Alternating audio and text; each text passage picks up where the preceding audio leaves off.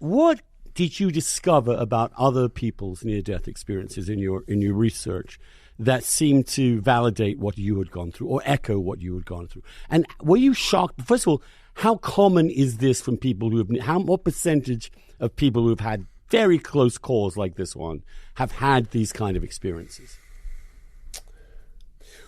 Well, so first of all, it's possible that everyone who dies has this experience and they don't come back from it. Right.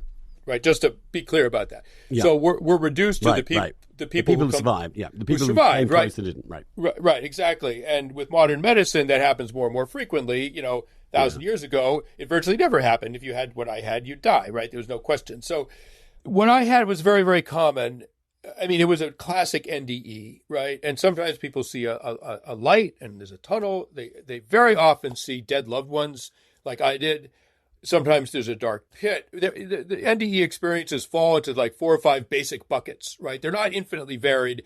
If you give a room full of people LSD, they will all hallucinate different things. Like, that's no mystery. But they won't be collected into several, 3 or 4 basic hallucinations. It's wildly varied. The strange thing about almost dying is the experiences across cultures through history are so remarkably similar. And it does make one wonder, like, does this reveal, basic common structures to the human brain under stress, or does it reveal something fundamental about life, death, and a post-death continuation of the individual? Like, which is it? And so what I will say, I mean, I'm always rooting for the rationalist team, right? I'm always rooting for the rationalist to sort of carry the day, and that I can't help myself. And so the rationalists, what they have proposed with this, they've put people in human centrifuges like fighter pilots do, and so G-forces will produce a bright light and a tunnel vision and a floating above the body. I mean, you could, with drugs, with trauma,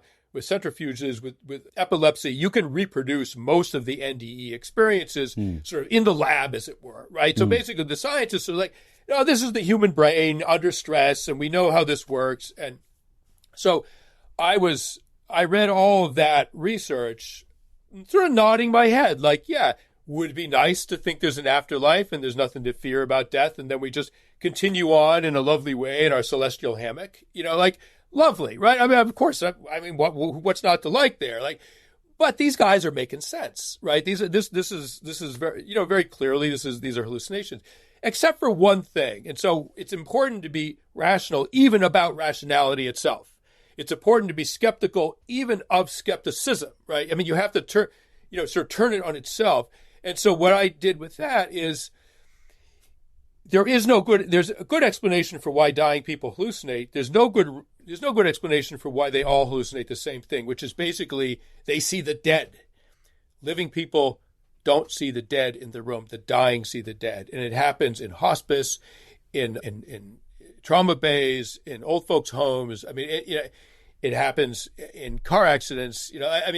The dying report seeing the dead as they go, and that sort of begs an explanation that the scientists haven't quite provided. One person, a professional skeptic, said, "Well, that's clearly, evolution gave us a mechanism for insulating ourselves from the terror of dying, right?" And that sort of seemed like a rational argument, except it really isn't, because the way evolution works, the way natural selection works, is that traits that allow you to survive and procreate are passed along to the next generation and come to dominate our biology, and traits that disadvantage you and don't lead to survival and reproduction don't get passed on.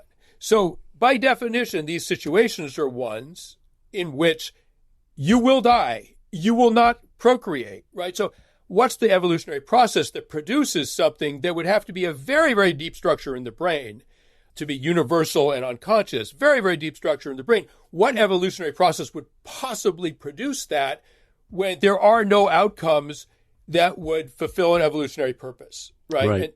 And so that's my rationalist sort of like takedown of the rational approach to all this.